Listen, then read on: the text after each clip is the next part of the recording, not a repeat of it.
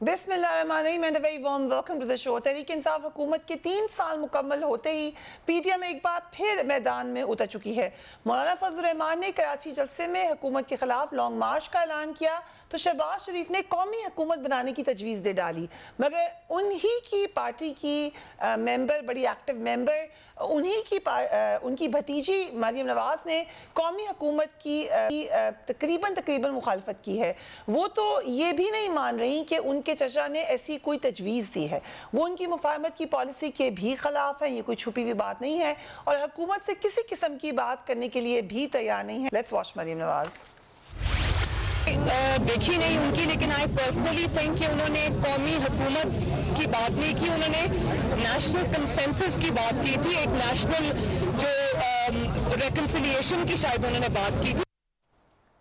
नवाज शरीफ के लंदन से वापस ना आने पर मरियम नवाज कहती हैं कि नवाज शरीफ झूठे मुकदमे पर अपनी सजा भुगत चुके हैं, बल्कि अपने हिस्से से ज्यादा की कुर्बानी दे चुके हैं। उन्होंने ये भी वाज़ेह कर दिया कि इस हुकूमत के होते हुए नवाज शरीफ वापस नहीं आएंगे। Let's watch once again.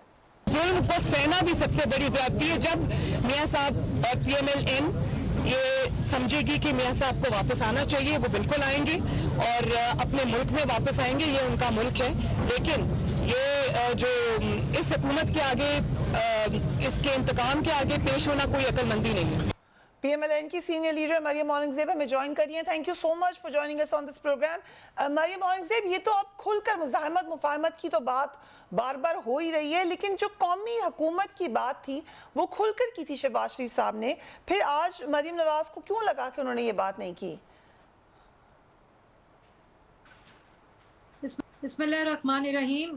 Fariya, thank you very much. काफ़ी अरसे के बाद आपके प्रोग्राम में रिप्रेजेंट कर रही हूँ पाकिस्तान मुस्लिम लीग नून को, लेकिन बात यह है कि मेरे ख्याल में मीडिया के पास आजकल कोई खबर नहीं है ऐसी कि जिससे।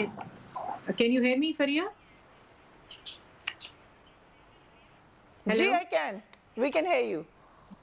जी Maryam, we can hear you. बात यह है कि मैं शहबाज शरीफ साहब के साथ भी थी जिस वक्त वो कराची में उन्होंने ये बात की, और मैं आज मरियम नवाज शरीफ साहिबा के साथ भी थी जब कोर्ट में उन्होंने बात की। मिसअंडरस्टैंडिंग का फुकदान जो है वो मीडिया के हलकों में है, शहबाज शरीफ और मरियम नवाज में नहीं है। अगर आप गौर से बात सुने तो शहबाज शरीफ साहब ने जो कराची में बात की, मैं उनके साथ बैठी हुई थी जब मीडिया बॉडीज़ के साथ पाकिस्तान मीडिया डेवलपमेंट अथॉरिटी के काले कानून को लाने की एक मीटिंग मुशावरती हो रही थी, तो उसमें शहबाज शरीफ साहब ने ये कहा, और आज मुझे भी लेकर मीडिया ने काफ़ी ये कहा कि मरियम औरंगजेब ने शहबाज शरीफ की बात रद्द कर दी। मेरा ख्याल में आजकल खबरों का भी फुकदान है मीडिया में। तो बात ये हुई थी कि क्योंकि इतनी ग्रेव सिचुएशन मुल्क की हो गई है पिछले 3 साल में, इन नालायकों और नाअहलों और जो इस वक्त हुक्मरान मुसल्लत हैं, चाहे वो महंगाई हो, चाहे वो मईशत हो, चाहे वो बेरोज़गारी हो, चाहे वो गुर्बत हो, चाहे वो मुल्क के अंदर दाखिली सूरत हाल हो, मुल्क के की फॉरेन पॉलिसी हो, मुल्क के जो सिचुएशन इतनी ज़्यादा इंटेंस हो गई और फेलियर्स इतने ज़्यादा हैं कि कोई भी एक पार्टी जो है वो इन मुश्किलात को इकट्ठे इसका सलूशन नहीं कर सकती। तो उन्होंने कहा कि अगर इंतखाबात के बाद पाकिस्तान मुस्लिम लीग नून को मौका मिलता है और पाकिस्तान की अवाम मुस्लिम लीग नून को वोट देकर अगर इक़्तिदार में लाती है, तो पाकिस्तान मुस्लिम लीग नून अदर पॉलिटिकल पार्टीज़ को इनवाइट करेगी कि एक ऐसी नेशनल गवर्नमेंट हो जिसमें तमाम पॉलिटिकल पार्टीज़ की इनपुट हो, और उन तमाम political parties excluding Pakistan Tehreek Insaf के साथ एक ऐसी नेशनल गवर्नमेंट तमाम नेशनल कंसेंसस के साथ हो जो कि इन मसाइल का हल कर सकती है। ये कहा था शहबाज शरीफ साहब ने, और यही बात आज मरियम नवाज शरीफ साहिबा ने की कोर्ट के बाहर, और उन्होंने ये कहा कि बेसिकली ये तो बहुत फॉरवर्ड थिंकिंग नजर आ रही है। आप कह रहे हैं कि आप रेडी होंगे। मैं जी कीजिए। जी बात मुकम्मल कीजिए। आपको आवाज आ रही है? जी, बात यह है कि, और यही बात मरियम नवाज शरीफ साहिबा ने की कि उन्होंने खुद को देखा कि प्रेस कॉन्फ्रेंस में शहबाज शरीफ साहब ने नहीं कहा था, ये शहबाज शरीफ साहब ने एक ऑफ कैमरा मीटिंग में कहा था। तो मरियम नवाज शरीफ साहिबा वहाँ मौजूद नहीं थी, तो उन्होंने कहा कि मैंने खुद तो मैं नहीं देखी ये प्रेस कॉन्फ्रेंस, लेकिन मेरा ख्याल है कि शहबाज शरीफ साहब का मकसद एक नेशनल कंसेंसस का होगा, क्योंकि जो हालात इस गवर्नमेंट ने कर दिए हैं मुल्क के, वो सिर्फ تمام جماعتیں ایکسکلوڈنگ یہ جو نالائق اور نااہل جماعت ہے اس کے علاوہ مل کر بیٹھ کر ان مسائل کو حل کرنا ہوگا. یہ اس کی حقیقت ہے.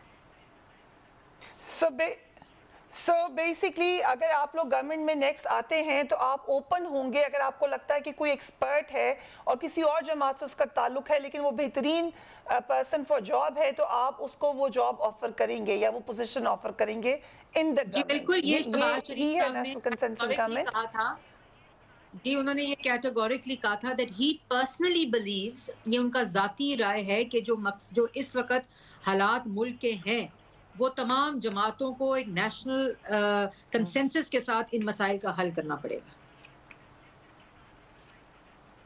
سو بلاول بھٹو نے کہا ہے کہ امید ہے کہ پی ڈی ایم میں شامل تمام جماعتیں استعفے دیں گی اور پھر مارچ کریں گی. کیا یہ رائے آپ لوگوں کو پسند آئی ہے؟ آپ اس پہ عمل کریں گے؟ دیکھیں کیونکہ بلاول بھٹو صاحب اور پاکستان پیپلز پارٹی جو ہے وہ اب پی ڈی ایم کا حصہ نہیں ہے تو میرے خیال میں بلاول بھٹو صاحب کو یہ پی ڈی ایم پہ چھوڑ دینا چاہیے کہ پی ڈی ایم کیا کرے گی.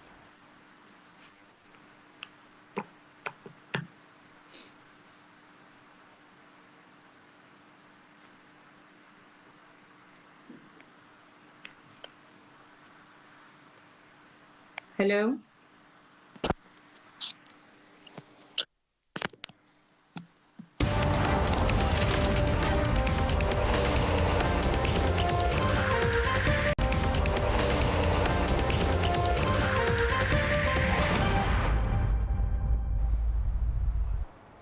And welcome back. پروگرام سے پہلے مریم اورنگزیب صاحبہ نے کلیئرلی بتایا کہ نیشنل کنسنسس گورنمنٹ سے مراد کیا تھی شہباز شریف صاحب کی، بلکہ شہباز شریف صاحب یہ بھی کہتے ہیں کہ مزاحمت نہ مفاہمت، وہ اگلا الیکشن شفاف چاہتے ہیں. لیٹس واچ ہم. نہ مفاہمت نہ مزاحمت، ہمیں شفاف الیکشن چاہیے، ہمیں قانون کی حکمرانی چاہیے. اور بڑے میاں صاحب میرے لیڈر ہیں، میں ہمیشہ ان کے پیچھے چلا ہوں. آپ کو اگر کوئی غلط فہمی ہے تو میرا خیال ہے میں وہ مناسب بات نہیں. So, Dr. Babar Awan, thank you so much for joining us on the program. شفاف الیکشن تو سب کو چاہیے لیکن لگتا یہ ہے کہ الیکٹرانک ووٹنگ مشین پہ کوئی آپ کے ساتھ نہیں ہوگا. سو شفاف الیکشن کا طریقہ کار ہوگا کیا؟ بسم اللہ الرحمن الرحیم. دیکھیے ایک بات بڑی کلیئرٹی کے ساتھ آج طے ہو گئی ہے کہ نواز لیگ الیکشن سے بھاگ رہی ہے. بیسیکلی یہ کسی مشین سے نہیں بھاگ رہی، ای وی ایم سے نہیں بھاگ رہی، آئی ووٹنگ سے نہیں بھاگ رہی، یہ پورے پروسیس سے بھاگ رہی ہے. اس کی میں آپ کو 3 مثالیں دیتا ہوں. ان کا پہلا موقف یہ تھا کہ فوج آئے اور اس منتخب جمہوری حکومت کو ماورائے آئین ہٹا دے، یہ ان کا پہلا موقف تھا. ان کا دوسرا موقف یہ تھا کہ وہ کوشش کریں گے، پی ڈی ایم اسی کے لیے انہوں نے اتنی بڑی انویسٹمنٹ کی تھی اور رینٹ اے کراؤڈ اس کے لیے حاصل کیا تھا کہ منتخب جمہوری حکومت کو آئین سے بالا تر ہو کے، یہاں آپ کو یاد ہے کہ آپ کے پاس 2 دن ہیں اپنا استعفیٰ ہمارے حوالے کرو، یہ سارے بڑھ کے مار کے آئے تھے جب پہلی دفعہ انہوں نے دھرنا کیا تھا. 2 اب تیسری بات وہ کہہ رہے ہیں جو وہ بھی ماورائے آئین ہے کہ ایک نیشنل کنسنسس گورنمنٹ. کہاں لکھا ہوا ہے نیشنل کنسنسس گورنمنٹ؟ دیر از اے ڈیموکریٹکلی الیکٹڈ گورنمنٹ جو پاکستان کا کانسٹیٹیوشن کہتا ہے. ان کی عادت ہے یہ نیشنل کنسنسس کے نام کے اوپر. جنرل جیلانی کی کابینہ سے انہوں نے اپنی سیاست شروع کی تھی، پھر غداری کی انہوں نے محمد خان جنیجو کے ساتھ، اور غداریوں کی ایک پوری تاریخ ان کی لکھی ہوئی ہے. کسی کے ساتھ یہ نہیں چل سکتے. نیشنل کنسنسس کیا ہوتا ہے؟ جمہوریت میں کس جگہ نیشنل کنسنسس کی کوئی گورنمنٹ بنتی ہے؟ جس ملک کی وہ 7 سے مثال لے رہے ہیں وہاں بھی آئین ہی نہیں ہے، وہاں پہ گورنمنٹ ہی نہیں ہے. وہاں اشرف غنی بھاگا ہوا ہے. نیشنل کنسنسس اس لیے وہاں پہ ہو رہا ہے کہ وہ بنتی ہے گورنمنٹ کس طرح کی، اور ہم بھی چاہتے ہیں، پاکستان بھی چاہتا ہے. ایک دوسرا یہ ہے کہ جن لوگوں کو خطرہ ہے، میں آپ کو صرف ایک آسان زبان میں بتاتا ہوں آپ کے سننے والے اور آپ کا شو دیکھنے والوں کو، کہ دھاندلی روکنے کا کیا طریقہ ہے دوسرا ٹیکنالوجی کے علاوہ. کبھی انہوں نے بتایا آنسر از نو. یہ کہتے ہیں ہم نے مشین دیکھنی ہی نہیں ہے.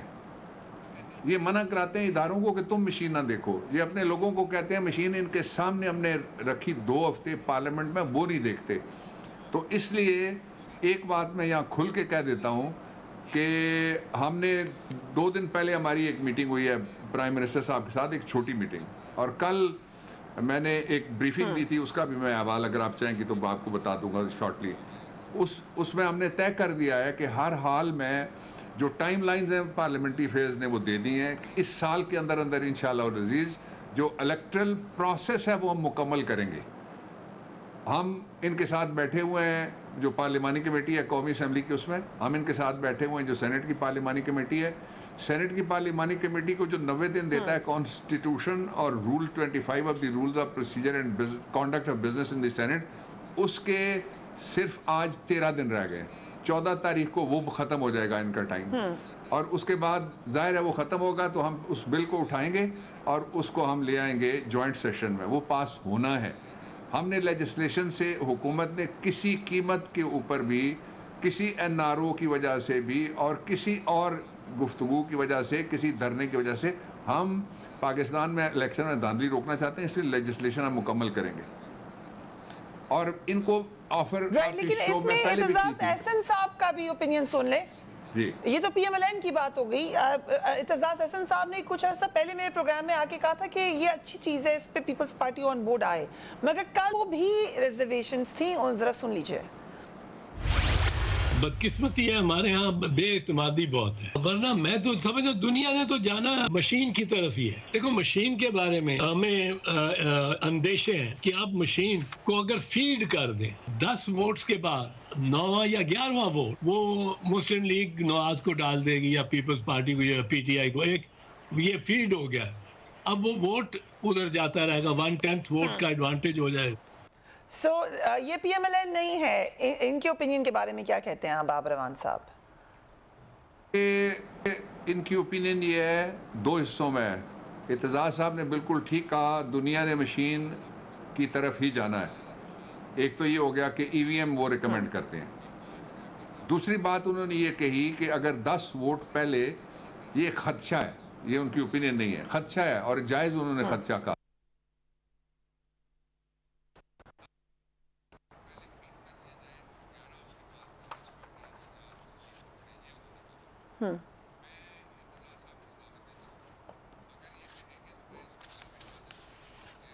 ان کا لا آفس ہو جائے, میرا لا آفس ہو جائے, سیاست ایک طرف رکھتے ہیں, یہ دین ایک دفعہ دیکھیں. اس لیے میں یہ بات کہہ رہا ہوں کہ اس وقت جو مشین ہے وہ ہے پروٹوٹائپ, ایک نمونہ ہے جو پاکستان کے اندر Ministry of Science and Technology نے قومی اداروں کی مدد سے بنائی ہے. اس کے مقابلے میں 5 اور مشینیں ہیں جو پچھلے اب 2 دن پہلے غالباً اور 4-5 دن پہلے میں نے اس کا دیکھا تھا, اور انہوں نے یہاں پہ پہلے کام بھی کیا ہوا ہے الیکشن کمیشن آف پاکستان کے ساتھ. باہر کی جو کمپنیاں ہیں 5-6 مشینیں وہ ہیں جو وہ آئی ہوئی ہیں جنہوں نے کمرشل پروڈکشن کر کے دنیا کے مختلف علاقوں میں الیکشن, ملکوں میں الیکشن کروائے ہیں, پچھلے سال بھی کروائے ہیں. وہ مشینیں بھی آئی. تو جو میں آپ کو سادہ لفظوں میں 3 لائنیں اس پہ بولتا ہوں. مشین خالی ہوگی سب کے سامنے, 0 سے وہ شروع ہوگی مشین, اور پہلا ووٹ جب پڑے گا تو اس پہ لکھا ہوا آئے گا فلانے کا ووٹ آیا, یہ پہلا ہو گیا, اس لیے کہ اس کے ساتھ کاؤنٹر لگا ہوا ہے. اس کے ساتھ ایک کٹ ہوگی جو گرے گی باکس کے اندر, ٹرانسپیرنٹ بیلٹ باکس ہوگا.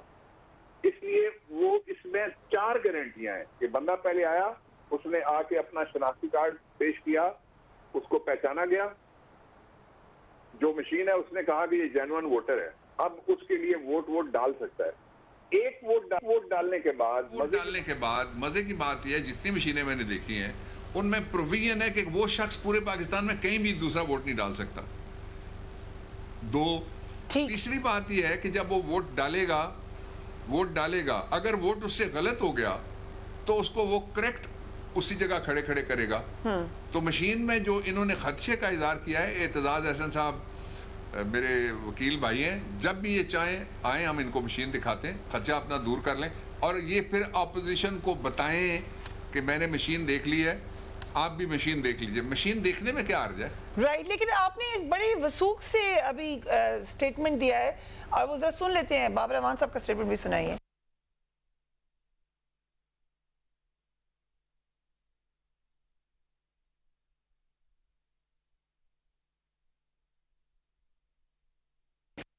جگہ روڈ شوز بھی کر رہی ہے. ایک بات میں اپوزیشن کو کلیئر کرنا چاہتا ہوں کہ ہماری اکثریت ہے, 1 ووٹ کی اکثریت سے قانون پاس ہوتا ہے. انشاءاللہ العزیز اگلے الیکشن 2023 کے اس میں इलेक्ट्रॉनिक वोटिंग मशीन इस्तेमाल होगी। सो बाबर अमान साहब, ये फैसला आपने कहा प्राइम मिनिस्टर से भी मुलाकात हो गई, से बात हो गई, ये आप लोग डिसाइड कर चुके हैं कि इन्हीं मशीन्स पर इलेक्शन होगा, अगरचे इलेक्शन कमीशन ने कोई ज्यादा रजामंदी नहीं दिखाई? रोकने का, धांधली रोकने का कोई दूसरा तरीका नहीं है, नंबर 1 एक। और दूसरी बात यह है कि हमारे पास गवर्नमेंट जो भी होती है, जमहूरियत नेशनल कंसेंसस से कहीं नहीं होती, 1 वोट के साथ जमहूरियत होती है। अल्लामा इकबाल ने कहा था कि जमहूरियत वो तर्ज हुकूमत है कि जिसमें बंदों को गिना करते हैं, तोला नहीं करते, कि ये बहुत पढ़ा लिखा हो गया इसके 2.5 वोट होंगे, ये थोड़ा कम पढ़ा लिखा है इसका आधा वोट हो, ऐसा नहीं होता। सिंफ और जिन्स की भी कोई तकसीम नहीं है, 1 मैन 1 वोट, यानी 1 ह्यूमन बीइंग 1 वोट वो डालेंगे। एक तीसरी जो सबसे इंपॉर्टेंट बात यह है कि ये तो चाहते हैं कि हम किसी तरीके से धांधली का दरवाज़ा खुला रखें, इसलिए कि एक एक हलके में, मैं जिस रिपोर्ट की बात कर रहा था, इसके मैंने आज 5 नुकात प्रेस कॉन्फ्रेंस में बताए हैं, और कल मैंने जो हमारी काबीना थी, आप ज़रा बैठ जाएं, कल जो हमारी काबीना थी, उस काबीना को मैंने 35 मिनट से ज़्यादा इस पे मैंने ब्रीफ किया। ये रिपोर्ट है जो 2015 में एक कमीशन बना था नवाज शरीफ साहब के दौर में, और नासरुल मुल्क साहब उसके सरबराह थे, फुल बेंच था सुप्रीम कोर्ट ऑफ पाकिस्तान के 3 जजों का। उन्होंने कहा क्या? उन्होंने कहा कि पहला ये हुआ कि 4 जो उस वक्त का इलेक्शन कमीशन था, उसने 4 चुने जो बैलेट पेपर छापने के लिए प्रिंटिंग प्रेस, इलेक्शन से फौरन पहले बगैर किसी को बताए उन्होंने एक और चुना, जहां पे फिर जाहिर है वो जाली वोट छापने के लिए चुना गया था, नंबर 1। नंबर 2 ये हुआ कि जो जब ये भेजा गया तो इलेक्शन का जो मैनुअल है वो ये कहता है कि 3 दिन पहले आप ये भेजेंगे सारा कुछ हल्के में, वो भेजा गया 3 घंटे पहले। तीसरा काम ये हुआ कि जनाब वहाँ उन्होंने जो फॉर्म 15 होता है, फॉर्म 15, उसके अंदर वो वोट लिखे जाते हैं जो नहीं डाले गए। हल्के में अगर 1,500 वोट है या 1.5 लाख वोट है, उसमें से 50,000 नहीं डाला गया, लिखा जाएगा, उसमें लाख की गिनती होगी और लाख में से रिटर्न कैंडिडेट जो है वो निकलेगा। इसका जो अगला मरला उन्होंने किया वो ये किया कि जो ट्रांसपेरेंट बैग था जिसको उन्होंने सील करना था, उसके अंदर फॉर्म 15 है ही नहीं। इस कमीशन रिपोर्ट में लिखा हुआ है कि जनाब 35% इलेक्शन जो पंजाब में हुआ उसमें फॉर्म 15 है ही नहीं। तो आप कैसे तय करेंगे कि कितने वोट पड़े थे और कितने जो वोट नहीं पड़े थे? वो तो धांधली है सीधी सीधी। इसीलिए आधी रात को जब नवाज शरीफ तकरीर फरमा रहे थे अपने घर की बालकनी में खड़े होके, तो वो कह रहे थे कि मुझे 2/3 मेजॉरिटी देना। वोटर तो 5 बटे घर चले गए थे सारे, वोट डाल के वोटर तो चला गया था अपने घर। वो किससे मांग रहे थे? गिनने वालों से। 3, जो चौथी बात थी वो इससे भी खतरनाक है। वो बात ये थी कि उन्होंने फॉर्म 15 कमीशन ने लिखा है, मैं नहीं कह रहा, कमीशन के लफ्ज़ ये हैं कि पाकिस्तान के अक्सर इलाकों में फॉर्म 15 गायब किए गए। और फिर यह फॉर्म 14 जिसके ऊपर रिजल्ट होता है उसकी हैसियत ही कोई नहीं रही, इसलिए कि रिजल्ट जब आप यही नहीं लिखते कि इस हल्के में लाख पड़ा है या 1.5 लाख पड़ा है, तो फिर तो आप 1.5 लाख का रिजल्ट बना के देंगे तो जो आ रहा हुआ वो जीत जाएगा, जीता हुआ जो वो हार जाएगा। ठीक, लेकिन by and large these elections were free and fair, ये भी कहा गया इस कमीशन रिपोर्ट में, by and large का जिक्र हुआ। ये आप रिपोर्ट मेरे साथ बैठ के पढ़े नहीं, ये इम्प्रेशन है। उन्होंने कहा सिस्टमैटिक धांधली का सबूत नहीं थी। बाय एंड लार्ज क्या होता है? मैंने पढ़ी है 237 सफ़े की रिपोर्ट है पाकिस्तान में, कम ही किसी ने पढ़ी होगी, मैंने पढ़ी है 1 से ज़्यादा मरतबा। बात यह है कि बाय एंड लार्ज क्या होता है, इलेक्शन या फेयर और फ्री होगा या धांधली होगी, या मोहब्बत है या नफरत है, या दोस्ती है या दुश्मनी है, या चोर है या चौकीदार है, ये बाय एंड लार्ज क्या होता है? ठीक है, हम एक ब्रेक ले रहे हैं, we will be right back.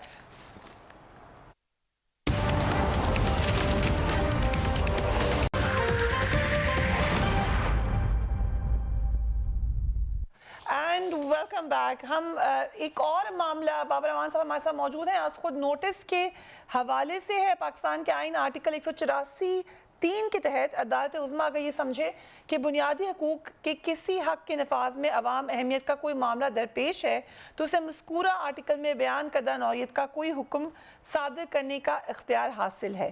Us article کے تحت سپریم کورٹ کو از خود نوٹس لینے کا اختیار ہے. مگر آج کل اس معاملے پر پھر سوال اٹھایا جا رہا ہے کہ از خود نوٹس کون لے سکتا ہے. بابر امان صاحب, کل میں نے یہ سوال اعتزاز احسن صاحب سے پوچھا, انہوں نے کیا کہا, لیٹس واچ ہم. از خود نوٹس لینے کا اختیار جو ہے وہ ہر جج کو ہے, کیونکہ ہر جج برابر ہے, اس میں کوئی میرے ذہن میں شک نہیں. لیکن از خود نوٹس کو سننا کس نے ہے, کس کا اختیار ہوگا کہ وہ سنے, وہ بینچ کی تشکیل دے گا چیف جسٹس. بابر امان صاحب, آپ ایگری کرتے ہیں اعتزاز احسن صاحب کی اس بات سے؟ دو چیزیں ہیں جو 184(3) کانسٹیٹیوشن کا پروویژن ہے, جس میں matter of grave concern of public importance, اس کے اوپر نوٹس لیتی ہے سپریم کورٹ آف پاکستان. پہلی بات یہ ہے کہ آپ میں کوئی شہری اٹھ کے وہ پٹیشن فائل کر سکتا ہے یا درخواست دے سکتا ہے کہ آپ یہ معاملہ اس کا نوٹس لیجئے, نمبر 1. اسی طرح سے کوئی بھی فاضل جج یہ پروپوز کر سکتے ہیں کہ یہ معاملہ ہے, اس کا نوٹس لیا جائے. اب جو نوٹس لینا ہے وہ پھر سپریم کورٹ آف پاکستان کے چیف جسٹس صاحب کا اختیار ہے. وہ نوٹس لیں گے اور پھر بینچ کانسٹیٹیوٹ کریں گے, اس لیے کہ نوٹس لینے کا مطلب یہ ہے کہ خود ہی تو کوئی نہیں نا اپنے پاس آ کے فکسیشن کرائے گا. بینچ کانسٹیٹیوٹ ہوں گے, اور کچھ بینچ ایسے ہیں benches supreme Court of Pakistan میں بھی, ہائی کورٹس کے اندر بھی, جن کو مختلف نوعیت کے, مثلاً بینکنگ کے کیسز ہیں وہ ایک جگہ جاتے ہیں, نیب کے کیسز ہیں ان کے لیے بینچز بنے ہوئے ہیں. یہ سپریم کورٹ میں بھی ہے, نیچے بھی ہے.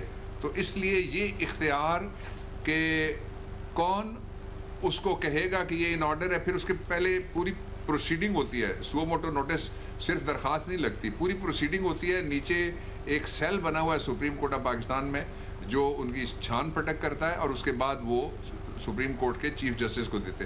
یہ جو میں بات کر رہا ہوں یہی ویو لیا ہے سپریم کورٹ آف پاکستان کے ایک بینچ نے جو 5 رکنی, اور انہوں نے پھر علیحدہ کر کے جو صحافیوں کی سلامتی اور ان کی ویلفیئر کے لیے جو نوٹس انہوں نے لیا وہ علیحدہ کر دیا تھا انہوں نے. کل ہم نے ایک اور کوسچن بھی پوچھا اعتزاز احسن صاحب سے, اگر پروڈیوسر صاحب چلا سکیں, وہ ان کو کہا ہے میں نکالنے کے لیے جیسی ریڈی ہوتا ہے. بٹ دا کوسچن, اور یہ کسی خاص شخصیت کے لیے نہیں ہے, لیکن جو چیف جسٹس کی تقرری کا طریقہ کار ہے وہ سینیورٹی کے اوپر ہے. لیکن اگر ایسے میں کوئی ایسی شخصیت ہو جو کہ لگے ایگزیکٹو کو یا کسی کو بھی کہ پولیٹیسائزڈ ہے, یا کوسچنیبل کانڈکٹ ہو, یا کوئی اور پولیٹیکل انکلینیشن ہو, تو اس صورت میں کیا کوئی ایسا طریقہ کار ہے کہ اس کو کوسچن کیا جا سکے اس وقت؟ شور, پہلی بات یہ ہے کہ جو ججز کی اپوائنٹمنٹ ہے اور سینیورٹی کے اوپر کیا کرنا ہے, اس کے بارے میں الجہاد ٹرسٹ کیس 1 اور الجہاد ٹرسٹ کیس 2 دونوں میں Supreme Court of Pakistan judgment دے چکے. اور یہ اٹارنی جنرل نے کل کسی جگہ یہ بات کی بھی, غالباً مجھے کسی نے بتایا, اور میں نے نام لے لیے کیسز کے, آپ کو بتا دیا. الجہاد ٹرسٹ کیس 1 اور الجہاد کیس 2, یہ کافی سالوں پہلے کی ججمنٹ ہے, اس لیے یہ تو سیٹلڈ ہے پرنسپل. اسی الجہاد ٹرسٹ کیس کی روشنی میں 18ویں آئینی ترمیم میں یہ ساری باتیں ڈالی گئی تھیں. 18ویں آئینی ترمیم کو بار ایسوسیشن کے جو اس وقت کا سیاسی جج تھا, اس کا جو گروپ تھا, اس نے چیلنج کیا ساری جگہ کے اوپر.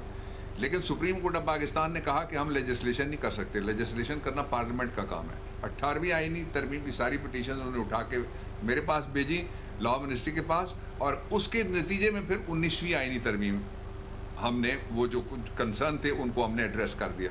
اس کا ایک پہلو یہ ہو گیا. اب جو اس کا دوسرا پہلو ہے وہ یہ ہے کہ گارنٹیز موجود ہیں, کانسٹیٹیوشنل اور لیگل گارنٹیز موجود ہیں اس کے اندر. کیا گارنٹیز موجود ہیں کہ اگر کسی جگہ کسی جج کے خلاف 2 جگہ گارنٹیز ہیں. ایک تو سارے جانتے ہیں سپریم جوڈیشل کاؤنسل آرٹیکل 209 کے نیچے. دوسری گارنٹی میں آپ کو بتا دیتا ہوں کہ اگر کوئی جج پالیٹکس کرتا ہے, دوسری گارنٹی میں تو بڑی سخت قسم کی ہے. وہ گارنٹی یہ ہے کہ جو جوڈیشل پالیسی بنائی ہوئی ہے سپریم کورٹ آف پاکستان نے, اس میں کوئی جج میڈیا مونگر نہیں ہو سکتا, پبلسٹی مونگر نہیں ہو سکتے کوئی جج. کہ وہ یہ کہیں کہ جی میری خبریں لگنی چاہیے, میری تصویریں آنی چاہیے, میں تقریریں کرتا پھروں. اگر وہ کریں گے تو یہ جوڈیشل پالیسی میں لکھا ہوا ہے, یہ کسی وکیل کی رائے نہیں ہے سنگل کی, کسی بار ایسوسیشن کی رائے نہیں ہے, جوڈیشل پالیسی میں لکھا ہوا ہے. اور پھر ظاہر ہے جوڈیشل پالیسی کس کے تابع ہے؟ سپریم کورٹ آف پاکستان کے. اور سپریم جوڈیشل کاؤنسل کا میکنزم کس کے تابع ہے؟ سپریم کورٹ آف پاکستان کے اندر سے ہی وہ بھی ایمینیٹ کرتا ہے, اسی میں سے ہی وہ نکل کے باہر آتا ہے.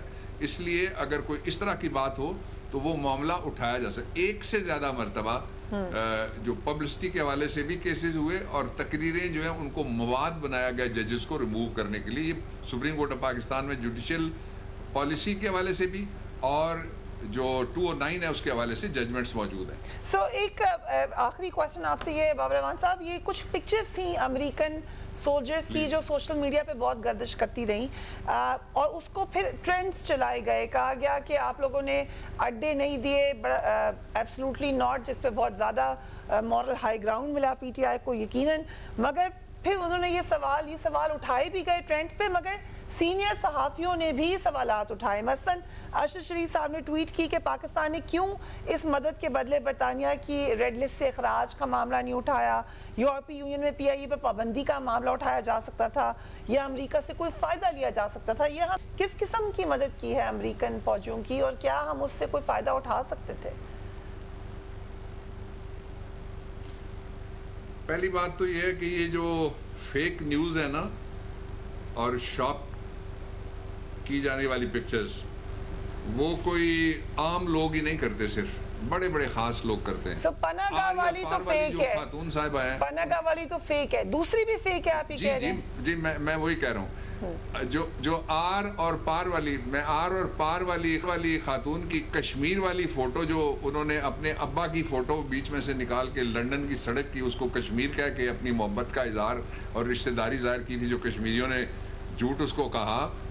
ایک بات. دوسرا یہ ہے کہ جو ریاست کے لیول کے اوپر میرے علم ہے, ایک دن پہلے بھی, کل میں وہاں تھا جب جرمن فارن منسٹر ملنے کے لیے آئے ہوئے تھے, تو جو ہر جگہ یہ بات اٹھائی جاتی ہیں جو اٹھانے والی باتیں ہیں, اور ضروری نہیں ہے. مثلا پرائم منسٹر نے بتایا کہ انہوں نے خود, جو برطانوی وزیر اعظم ہیں ان سے انہوں نے خود بات کی کہ یہ ریڈ لسٹ میں سے یہ نکالا جائے. ان کو کنونس کرنے کے لیے انہوں نے گفتگو کی, انہوں نے خود بات کی ان کے بورس جانسن تو یہ ہر لیول کے اوپر. تو کیا کہا انہوں نے پرائم منسٹر بورس جانسن نے؟ یس سو انہوں نے کوئی امید دلائی؟ Not rail.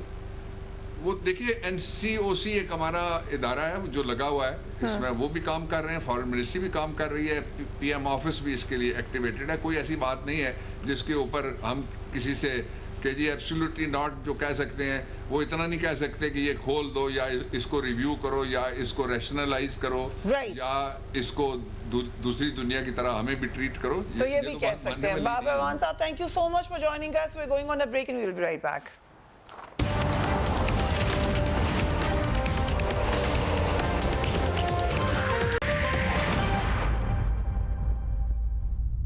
And welcome back. امریکی اور نیٹو افواج کے فوری خلا کے بعد جو غیر یقینی کی سی کیفیت ہے, اس کے حوالے سے آج فارن منسٹر شاہ محمود قریشی نے بھی اس کا تذکرہ کیا جب وہ انٹرویو دے رہے تھے اسکائی نیوز کو. Let's watch the foreign minister.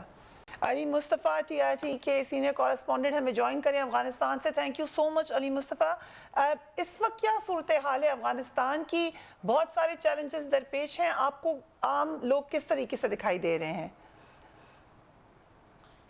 صورتحال باہر اچھی نہیں ہے. معاشی صورتحال اسپیشلی بینکس کے باہر بہت بڑی لائنیں ابھی بھی موجود ہیں. جو افغانی کرنسی ہے اس کی ویلیو بھی بہت ڈپریشیٹ ہو گئی ہے. لوگ گھبرائے ہوئے ہیں, اور یہ گھبراہٹ کا ایک وجہ یہ ہے کہ ابھی تک طالبان نے حکومت اناؤنس نہیں کی ہے. رومرز بہت چل رہے ہیں کہ یہ پوزیشن آئے گی, یہ پوزیشن ہوگی کس کے پاس اور کیا ہوگا, لیکن آفیشلی ابھی تک کوئی خبر نہیں آئی ہے, کوئی وضاحت نہیں آئی ہے طالبان کی طرف سے ایک گورننس سٹرکچر کے اوپر. علی مصطفیٰ، آل انکلوسیو گورنمنٹ کی شروع میں تو بہت باتیں ہوئی، آپ نے کہا کہ اطلاعات ضرور آئی ہیں پوزیشنز کی، مگر اس میں موسٹلی طالبان کے لوگوں کی ہی نام آتے ہیں. کیا آل انکلوسیو گورنمنٹ آپ کو لگ رہا ہے کہ واقعی میں بن پائے گی؟ دیکھیں اس کے اندر دو پہلو ہیں. ایک تو پہلو ہے انٹرنیشنل پریشر کا، لیجیٹیمیسی کا، اور اکانومی یا جو آپ کی معاشیت ہے اس کو چلانے کا. اس وقت طالبان بہت ایک مشکل مرحلے کے اندر پھنسا ہوا ہے. ایک طرف ایک پاور ویکیوم کے اندر وہ آئے، اشرف غنی صاحب جا چکے تھے، کوئی حکومت کا ادارہ سے اتنا کام نہیں کر رہا، تو وہ پریشر ہے. دوسری طرف انٹرنیشنل جو حکومتیں ہیں، یو ایس نے افغانستان کے reserves, foreign exchange reserves freeze کیے ہوئے ہیں اپ ٹو 70%، تو ان کے پاس وہ پیسے ہی موجود نہیں ہیں.